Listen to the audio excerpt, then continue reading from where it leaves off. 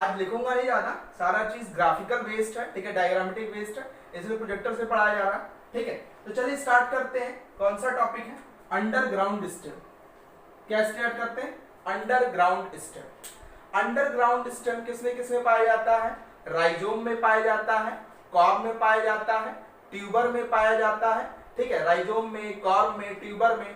इसके साथ साथ आपके जो क्या कह सकते हैं और भी होते हैं, उनमें क्या होता है? अंडरग्राउंड स्टेम प्रेजेंट होता है। फर्स्ट हम डिस्कस करेंगे अंडरग्राउंड स्टेम। तीन टाइप की स्टेम बताया था, अंडरग्राउंड, आपके सब एरियल, एरियल और बुलबिल्स। यही चार थे आपके, तीन चार थे। एक था अंडरग्राउंड स्टेम था, दूसरा सब एरियल था, तीसरा एरियल था और बुलबिल्स थे। इसमें पहला हम कैटेगरी जो डिस्कस करेंगे वो क्या है? That is rhizome.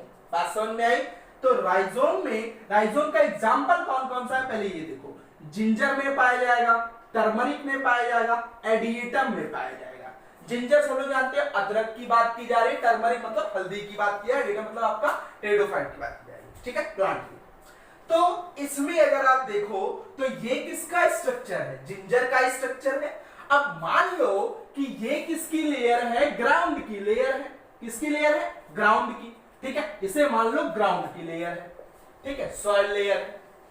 अब इसके बिलो जो लेयर एग्जिस्ट करेगी, इसके बिलो आपका क्या एग्जिस्ट कर रहा है? जिंजर एग्जिस्ट कर रहा है, मतलब ग्राउंड के नीचे एग्जिस्ट कर रहा है। और तो इसलिए इसे क्या कहते हैं? That is underground, that is underground stem. इसलिए इसे क्या कहते हैं? अंडरग्राउंड स्टेम कहते हैं। इसमें ये जो लाइंस एग्जिस्ट कर रही हैं, ये आपकी जो लाइंस एग्जिस्ट कर रही है, सीन हो रही होंगी आपको, अगर नहीं सीन हो रही तो डार्क कर दे रहा हूं। इसी लाइंस को आप क्या कहते हो? नोड कहते हो। क्या कहते हो? नोड। और इन दोनों लाइन के बीच ये जो स्पेस पाया जाता है, इसे आप क्या कहते हो सर? इंटरनोड कहते हो। क्या कहते हो? इंटरनोड कहते हो। अब इस पे आपका जो नोड होता है, जैसे मान लो ये नोड है, तो इस नोड के ऊपर एक ऐसे सैक लाइक स्ट्रक्चर होता है जिसे हम क्या कहते हैं? बर्ड कहते हैं। क्या कहते हैं?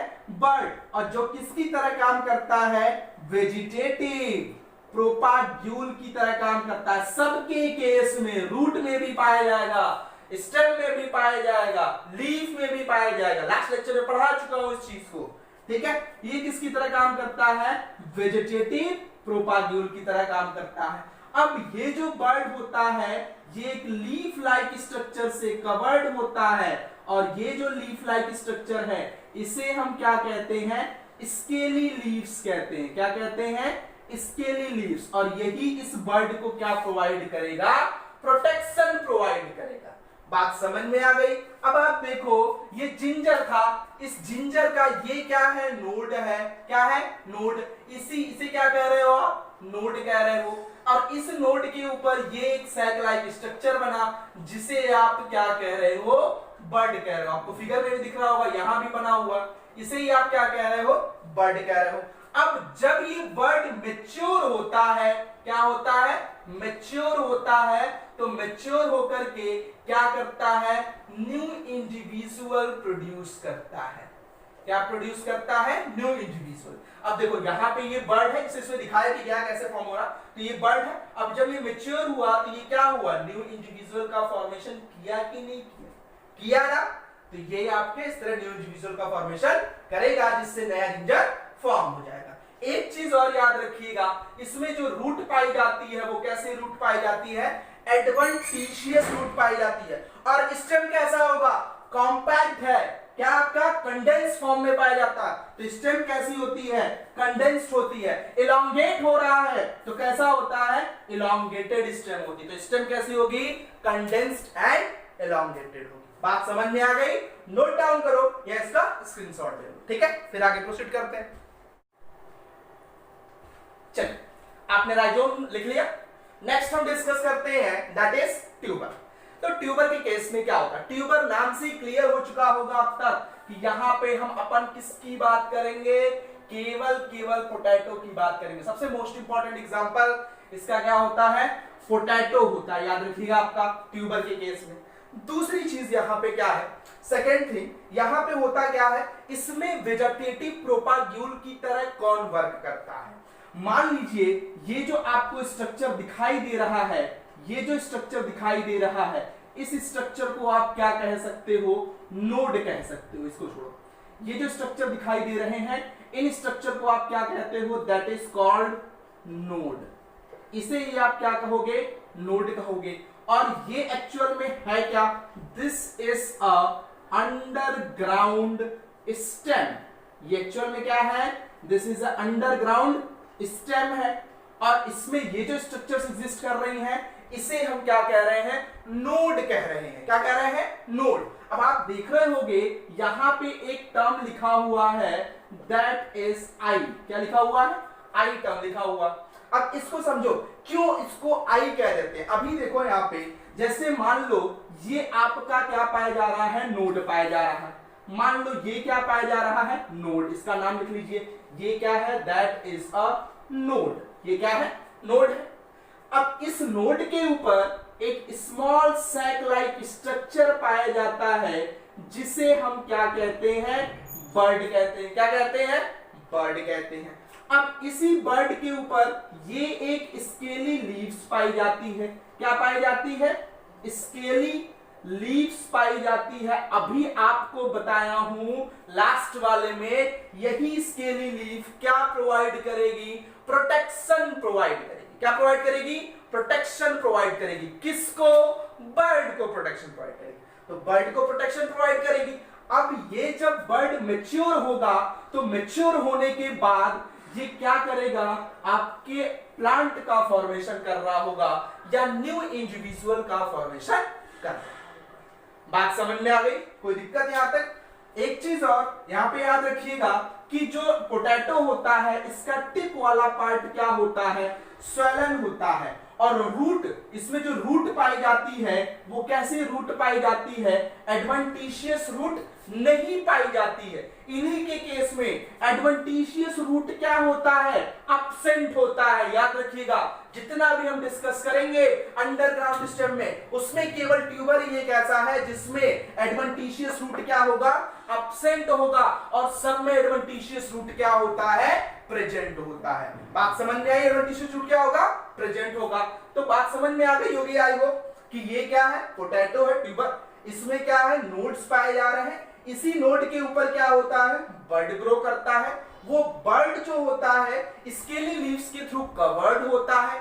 ये स्केली लीव्स इस बर्ड को क्या करती है, प्रोटेक्शन प्रोवाइड करती है, जब तक कि बर्ड मैच्योर ना हो जाए। और जब बर्ड मैच्योर हो जाएगा तो वो क्या करेगा, लीफ फॉर्म कर देगा और न्यू इंडिविजुअल का क्या करेगा, फॉर्मेशन कर रहा होगा। बात समझ आ गई।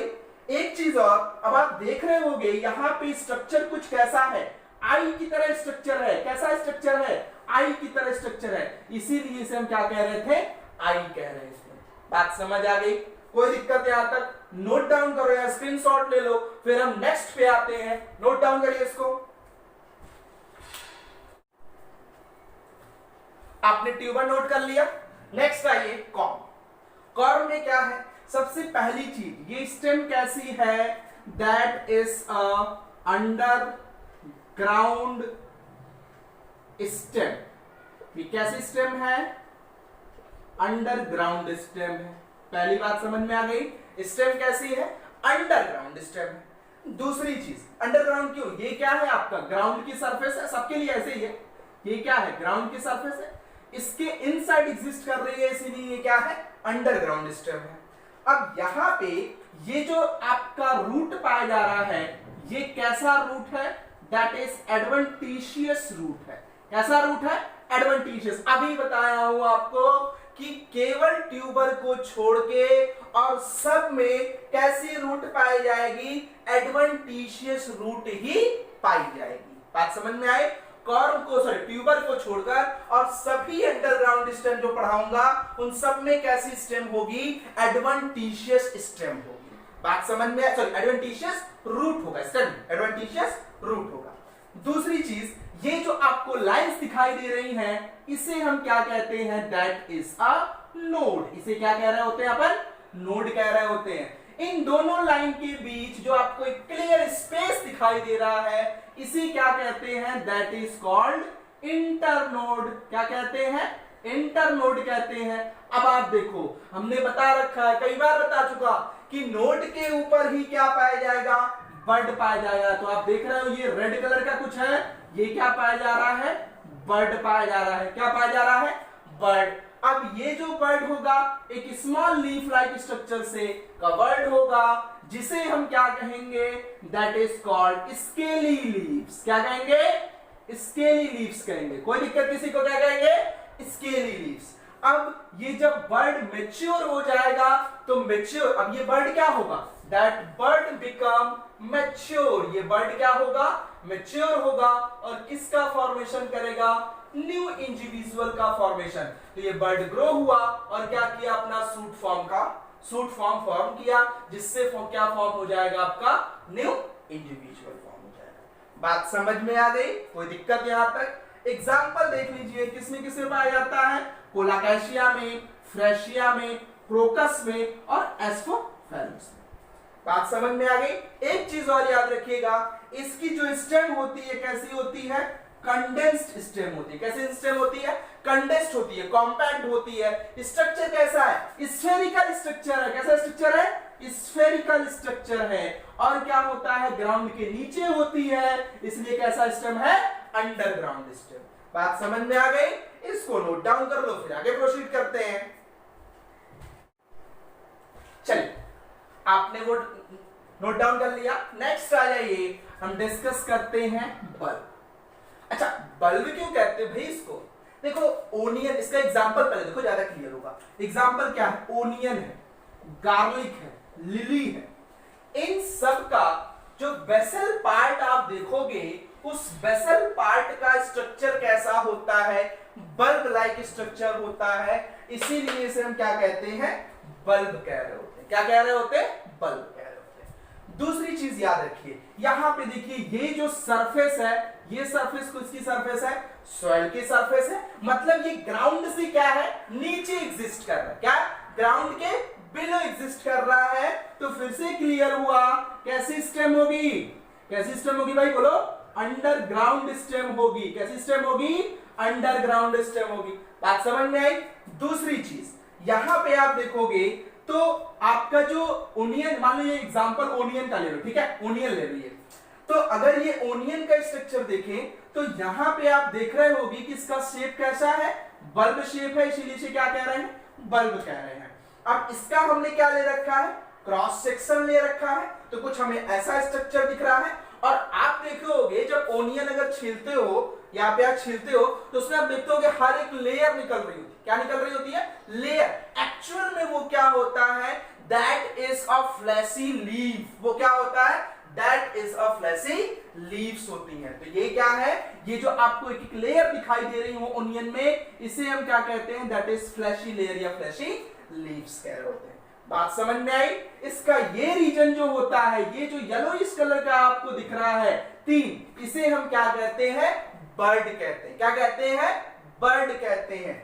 दो आप देख रहे हो लेटरल साइड एग्जिस्ट कर रही है। कहां एग्जिस्ट कर रही है, लेटरल साइड एग्जिस्ट कर रही है। जो लेटरल साइड एग्जिस्ट करती है उसे क्या कहते हैं, लेटरल ब्लड कहते हैं। क्या कहते हैं, लेटरल बर्ड कहते हैं, क्योंकि किस साइड एग्जिस्ट कर रही है, लेटरल साइड एग्जिस्ट कर रही है। और जो एक्सियल पोजीशन पे एग्जिस्ट करती है, इसे क्या कहते हैं, that is called axial bird. इसे क्या कह रहे होते हैं, एक्सियल बर्ड कहते हैं। क्या कह रहे होते हैं, एक्सियल बर्ड। अब जब ये मैच्योर हो जाएगा, बर्ड था ना भाई, अब बर्ड क्या होगा, मैच्योर होगा, और मैच्योर होगा तो न्यू इंडिविजुअल का फॉर्मेशन करेगा, डॉटर बल्ब का फॉर्मेशन करेगा। तो यहां पर ये आपका एक्सियल बर्ड से बना, और ये दोनों किससे बने, लेटरल बर्ड से। फिर क्लियर देखो, यहां पर देखो, ये जो है आपका एक्सियल बर्ड है, एक्सियल बर्ड से ये आपका न्यू इंडिविजुअल बना, और दो लेटरल बर्ड थे,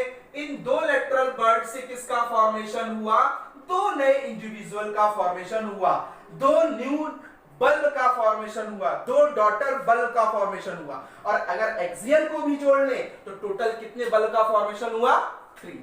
बात समझ में आई, नोट डाउन करिए, फिर हम नेक्स्ट लेक्चर में डिस्कस करेंगे। बल्ब के बाद ये हो गया आपका अंडरग्राउंड स्टेम, नेक्स्ट हम डिस्कस करेंगे सब एरियल स्टेम। बात समझ में आई, इसको नोट डाउन कर लीजिए, फिर आगे प्रोसीड करते हैं।